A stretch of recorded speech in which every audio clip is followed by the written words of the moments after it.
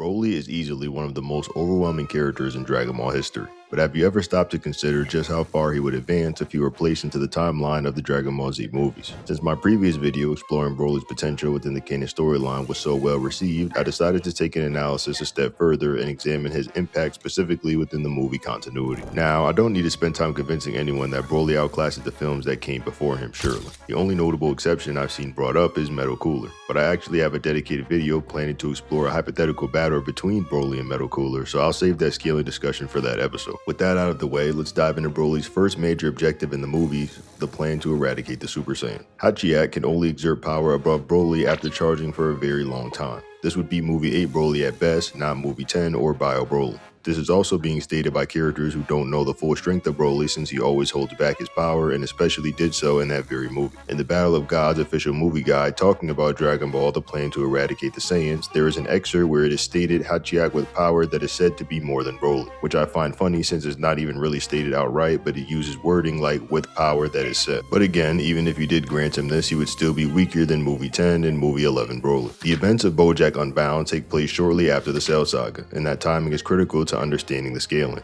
Gohan hasn't visibly aged at all, and his design, demeanor, and overall power are virtually identical to show he appeared during the Cell game. In other words, when Bojack finally enters the battlefield, he isn't facing a weaker, rusty version of Gohan. He's staring down the same warrior who utterly erased Cell at his absolute peak. However, despite the monumental victory, it doesn't appear that Gohan continued pushing himself forward afterward. By the time the Buu Saga arrives, both Goku and Vegeta openly acknowledge how far he's fallen. Vegeta openly ridicules him for becoming soft, while Goku outright admits that Gohan stopped training seriously once peace returned. At most, it's reasonable to assume Gohan may have sparred occasionally, but the series makes it clear that he largely abandoned his life as a fighter once the immediate threats were gone. That context is what makes Bojack Unbound so satisfying. Even though this story doesn't take place years later, Gohan is still effectively operating at his Cell Games level of strength. And yet, even that version of Gohan proved insufficient against Bojack. Bojack and his crew dominate a Super Saiyan Gohan who was already stronger than Goku himself during the Cell Saga. They don't struggle, they don't push themselves, and they treat the fight as little more than entertainment. Bojack in particular is portrayed as an overwhelming powerful threat. Supplementary material and dialogue hype his unleashed energy to an extreme degree, with statements that could claim it could shake a galaxy. The exact meaning of this has long been debated due to translation inconsistencies, however. Some interpretations suggest it refers to the destruction of a single galaxy, while others argue it could imply an entire galactic quadrant, which would encompass countless galaxies. However, since the film never explicitly states that Bojack threatens an entire quadrant, unlike similar claims made about Broly, the most conservative and reliable interpretation places Bojack firmly at galaxy level. Even under that more restrained interpretation, Bojack remains an extraordinary opponent, a villain capable of threatening a galaxy far beyond a conventional threat, and he overwhelms Gohan with ease. Throughout the fight, Bojack dominates him without exerting himself, shrugging off Gohan's attacks and dismantling him with casual brutality. Everything changes when Goku interferes from the afterlife, momentarily breaking the rules of death itself to land a blow on Bojack and deliver a crucial message to his son. He needs to stop holding back. That brief moment of clarity is all Gohan needs, and he finally unleashes his full power and ascends into Super Saiyan 2. This completely flips the battle on its head. From that point onward, the fight isn't even close, and Gohan tears through Bojack's entire crew with overwhelming speed and precision, effortlessly bypassing their strongest attacks and eliminating them one-on-one in rapid succession, similar to the Cell Juniors. There's no prolonged struggle, no counterplay, just total domination. When Bojack himself steps in, the result is pretty much the same. Gohan ends the battle with a single decisive strike, annihilating him instantly and conclusively. There are some statements about Bojack ravaging through the quadrants of the universe, seemingly similar to statements made about Broly. However, it's not directly shown in the same way Broly destroyed the South Galaxy completely. You can ravage a specific area, but that doesn't mean you scale to that level of destruction really. Think about if you were driving through a city causing chaos. This wouldn't inherently make you a city level as a normal person, but you would be ravaging the city. Considering Bojack is a space pirate, he likely traveled between them and caused a limited amount of destruction. So Broly should still be the definitive winner in this encounter during his first movie 8 appearance. Something else to consider is leading up to the Cell games, Goku was adamant that Gohan was the only one capable of defeating Cell, largely due to his hidden power, often tied to his emotional outbursts and latent rage. In the anime, we even get a filler scene showing Gohan unlocking Super Saiyan 2 for the first time while training in the hyperbolic time chamber. Though not shown in the manga, it's implied something similar occurred off screen. The entire reason Goku fought Cell first was to give Gohan time to observe Cell's techniques and grow more confident in his own abilities. When Gohan finally steps up, Goku repeatedly insists that once Gohan's emotions explode, it will be the end of Cell. That level of confidence in Gohan's hidden potential is key. But here's where things get really interesting. These same characters and that same logic could apply to Broly movie timelines. So if Goku truly believed Gohan's rage was enough to overcome someone like Cell, why didn't he even consider using Gohan against Broly? That silence speaks volumes. Despite knowing Gohan's potential, Goku clearly didn't think Gohan could stand a chance against Broly himself. Instead, he takes the fight into his own hands, seeing Broly as a colossal threat that he himself needed to step in to prevent the entire universe from being destroyed, which further supports the idea that Broly is massively above the Gohan that one-shot Bojack. Now from there, we move to the matchup that everyone really clicked for. The debate that dominates nearly every discussion about Dragon Ball Z movie villains is Broly versus Janemba, one that I've actually covered on this channel. However, at the time that I did cover it, it was a commissioned video for Janemba to be the victor. More than any other comparison, this is the most hotly contested argument surrounding Broly, and for good reason. Janemba's feats on paper are not just impressive, they are some of the most conceptually extreme in the entire movie canon. When we talk strictly about raw feats and power scaling, Janemba brings an entirely different kind of threat to the table. Even in his base form, already portrayed as stronger than Majin Buu, Janemba passively warps the entirety of the afterlife. This isn't just a visual effect or localized distortion. The afterlife in Dragon Ball is a higher dimensional realm separate from the living universe. Many interpretations argue it functions on a fourth dimensional scale, and some even suggest a fifth dimensional structure when temporal mechanics are taken into account. That makes Janemba's casual corruption of it an extraordinary high-tier feat.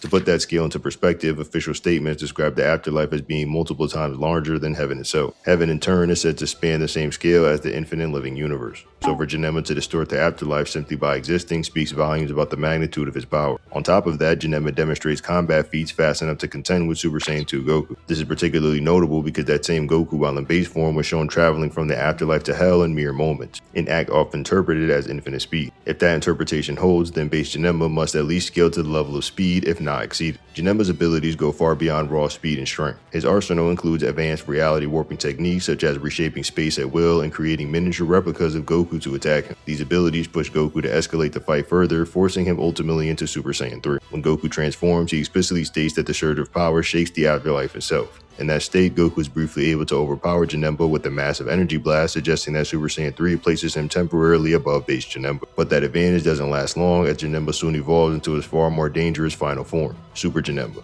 With this transformation comes a massive spike in power, along with instantaneous teleportation and even more refined control over space. In this state, Janemba completely dominates both Super Saiyan 3 Goku and Super Saiyan 2 Vegeta simultaneously, and does so while clearly holding back. The gap becomes so insurmountable that conventional fighting is no longer an option. With no alternatives left, Goku and Vegeta fuse into giving birth to Gogeta, and as Super Gogeta, the balance of power shifts insignificantly. Gogeta overwhelms Super Janemba with effortless speed, precise martial arts, and absolute control of the battlefield. The fight ends with the Stardust Breaker, a technique that doesn't merely defeat Janemba but completely erases him from existence, purging the corruption from both the living universe and the afterlife itself. Now, many of the typical Broly versus Janemba arguments tend to collapse before they even begin because Broly never appears in this film. According to the implications from Koyama, the reason for his absence is simple. Broly is already dead by this point in the story. Having been defeated in the previous movie and killed while already deceased, Broly effectively ceases to exist in the narrative timeline. It's implied that his soul had already been dealt with, most likely involving Goku and potentially Pikkon. So what do we make of the statement suggesting that Goku confronts Broly at the end of Bio Broly? Does that automatically mean that Goku defeated him, or that Goku had surpassed Broly in strength by this point in time?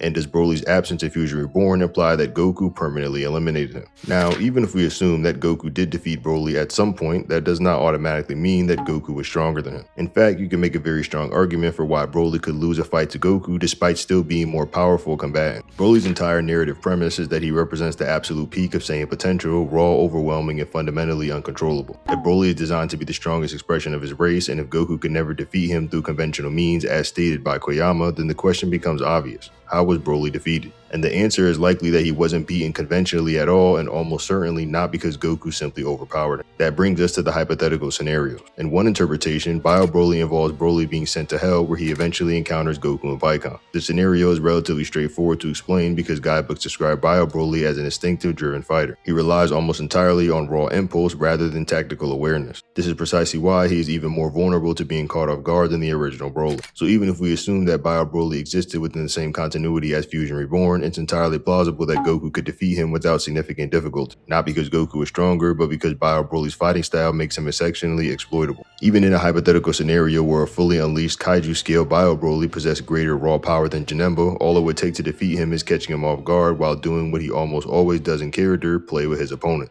And in this case of Bio Broly actually going to hell, Goku and Co would already know his weaknesses. Broly being weak to water and being able to be blasted down from that point would be easily exploitable by Goku at that point in time. Broly's behavior is consistent among his appearances. In movie 10, he spends the overwhelming majority of the fight holding back, toying with the Z fighters, and enjoying their fear. Even at the climax, he is not operating at full intent, and despite being stronger than nearly everyone he faces, something as simple as introducing water or moisture into the equation becomes a decisive factor in his defeat. His raw power becomes irrelevant in the face of a glaring vulnerability. That weakness is key to understanding Broly as a character. He is a being of immense, almost uncontrollable power, but also one defined by instability and exploitable flaw. Because of that, Broly can be defeated by opponents who are significantly weaker than him on paper. This isn't a contradiction, it's literally the core of his narrative design. Every film he appears in reinforces this idea both implicitly and explicitly, through dialogue, guidebook statements, and on-screen events. And Goku, of all characters, would be nearly aware of this. He understands that Broly's downfall isn't his lack of strength, but a lack of control. That understanding alone is enough to explain how Broly could be defeated without ever needing to argue that Goku surpassed him in raw power during the movie timeline. Another common attempt to downplay Bio Broly revolves around his encounter with Goten and Trunks. The argument typically frames these fights as unimpressive, but that interpretation ignores how the two are actually portrayed. Goten and Trunks are depicted as absurdly powerful for their age, frequently acting reckless or unserious, yet still being strong enough to toy with opponents far beyond what their appearances would suggest. The films themselves reinforce this portrayal. In movie 10, for example, Goten and Trunks are shown facing Super Saiyan Broly while Vegeta attacks him outright, only for Broly to completely discard Vegeta's assault in the first movie, treating it as meaningless. This establishes a clear hierarchy of power and indifference on Broly's part. Then in movie 11, the two children confront what is presented as the strongest incarnation of Broly up to that point. Even if this version of Broly is not exerting himself fully, much like Broly in movie 8, the gasp remains enormous. What makes this especially notable is that Goten and Trunks are specifically referred to as the ultimate strongest combo in existence. That statement alone is remarkable when you consider the combinations such as Goku and Pikkon, or even the theoretical pairing of Goku and Vegeta, could exist within the same framework. That fact that the movie elevates Goten and Trunks above those potential pairings says a great deal about how powerful they're meant to be in this context. Given that the Bio Broly exists within the same general timeline as Goku who fought Janemba, this interpretation carries even larger implication. Under that premise, Bio Broly would scale above a hypothetical movie 11 Gogeta would have been at that point in time. One could argue that fusion represents a greater multiplier than the combined efforts of two fighters acting independently, however, and the phrase strongest combo may refer to a pair fighting side by side rather than a fusion technique. Even, however, if this is the case, it still dismantles the notion that Super Saiyan 3 Goku could have defeated Bio Broly on his own. It also undermines the idea that a hypothetical Super Saiyan 3 Goku working alongside a Super Saiyan 2 Vegeta would have performed any better than Goten and Trunks ultimately did. This interpretation also aligns with how the movie portrays Goten and Trunks thematically. They are framed as super prodigies and as the next generation poised to inherit their father's legacy. The film was written in a similar era and style as movies 9 and 10 at a time where there was very little concrete information about how strong the two would become in the future. Because of that uncertainty, it's entirely reasonable that the writing team would depict them as surpassing their predecessors within the self-contained logic of these films. Finally, it's important to remember that death in Dragon Ball does not equate to non-existence. The rule only applied in early Dragon Ball Z when a character died while already deceased. This distinction is relevant to Broly's situation and helps explain why he's not in movie 12. The implication is that Broly's absence is tied to his specific circumstances rather than a contradiction in power scaling. As a result, the statements in scaling from movie 11 that suggest Goten and Trunks are the strongest combo could still reference Goku and Vegeta as they existed at the time, even though they would be dead in the movie. Now, when speaking specifically about feats, people often bring up Janemba when they want to challenge Broly's status as the strongest movie villain, usually pointing to old promotional statements or website descriptions that once labeled Janemba as the strongest. But when you actually break this down properly, looking at creator intent, internal consistency, and what's been quietly walked back over time, the argument ends up favoring Broly more than Janemba. Let's start with the most important piece of evidence, Koyama. Koyama wasn't just a random writer, he was the main scriptwriter for the Dragon Ball Z movies and directly responsible for Broly's creation. In interviews, Koyama has openly stated that Broly was conceived as the strongest being in Dragon Ball at the time, stronger than anyone who appeared in both the movies and TV anime. And Fusion Reborn was one of the movies that he screenwrited. This wasn't said casually either. Koyama explained that Broly returned multiple times because he was too powerful to be convincingly defeated in a single film. From the creator's perspective, Broly wasn't a villain you could simply overpower, he was a wall. That intent is consistent across Broly's appearances. In movie 8 and 10, Broly is not fighting seriously in the way traditional villains do. He dominates the cast, toys with them, and only loses because the story forces an opening. Koyama himself has emphasized that Broly is never shown at full power and that Goku can never defeat him through conventional combat. Every Broly defeat relies on surprise, distraction, or outright plot intervention rather than raw superiority. Now contrast that with Janemba. Yes, there was an older description once hosted at Toei-related promotional material that referred to Janemba as the strongest movie villain. That statement is often repeated as if it's permanent gospel. The problem is that it no longer exists on the Toei's official website. The phrasing has been removed, and in Dragon Ball, when official sources quietly stop repeating a claim, that matters is significant. It means that description is no longer being upheld as an authoritative ranking. And this claim was specifically removed because of what Koyama mentioned about Broly, which just reinforces the idea that this is the authoritative truth. When discussing Feats specifically, Janemba is often credited for warping the afterlife, which is at most conservative interpretation would place him at Universal Plus, and at the highest end could be argued to reach into multiversal territory. However, this is not a level of scaling that Broly cannot also reach. In fact, Broly has his own consistent path to similar and potentially greater levels of power through both feats and escalation across his appearances. Even in his suppressed Super Saiyan state, Broly is implied to possess universal level power. This is supported by the statement that he was capable of destroying 1/4 of the entire universe, which alone places him comfortably within universal scaling. From there, the implications become even more extreme.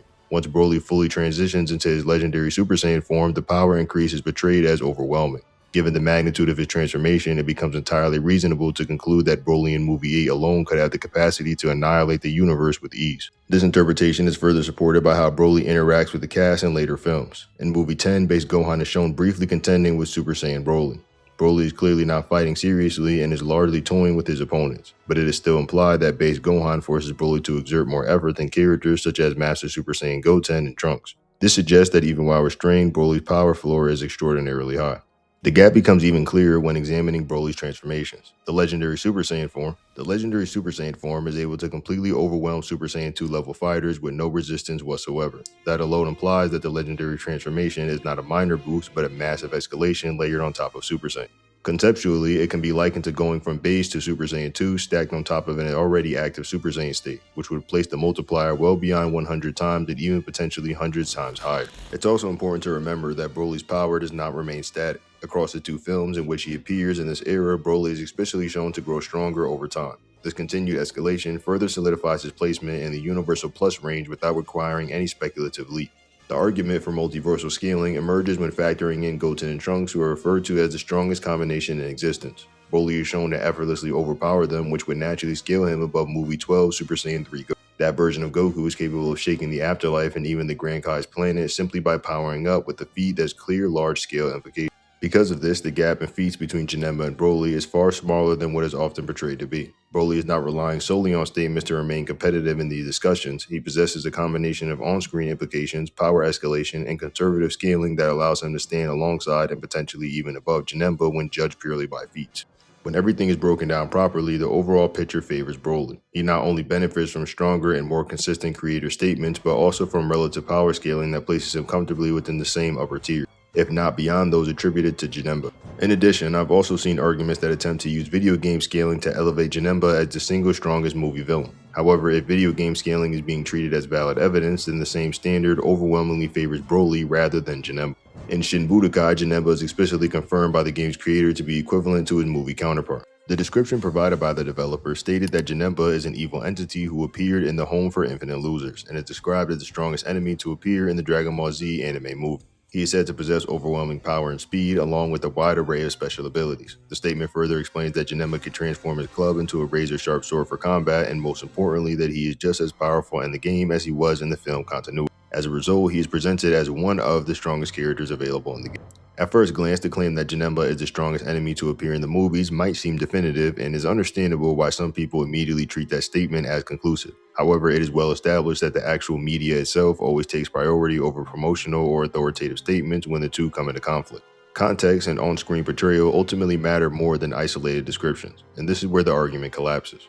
The same statement that insists Janemba is identical in strength to his movie incarnation directly contradicts the idea that he surpasses Broly. Within the video game Budokai 3, Broly is shown clashing head-on with Super Saiyan Gogeta and sending him flying backwards from impact alone. This is especially significant because the Gogeta featured in the game is also stated to be equal in strength to his appearance in Fusion Reborn, just as Janemba is in Shin Budokai.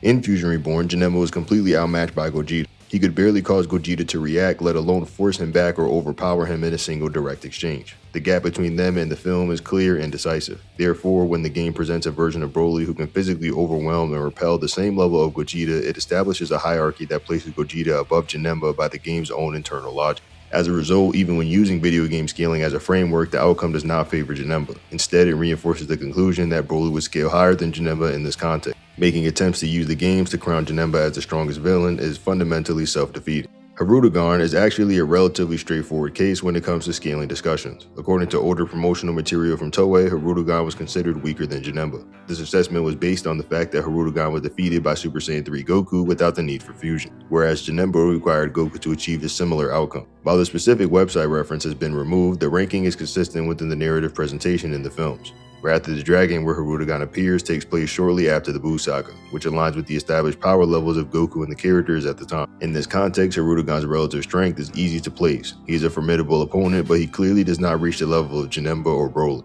When it comes to Battle of Gods, Broly's dominance encounters a natural ceiling and where Beerus comes in. Koyama himself has stated that Beerus is stronger than Broly, establishing a clear hierarchy between the two. This isn't just a casual remark, it reflects the official intent behind the characters' respective power levels. Beyond statements, Beerus' feats in Battle of Gods reinforce this gap.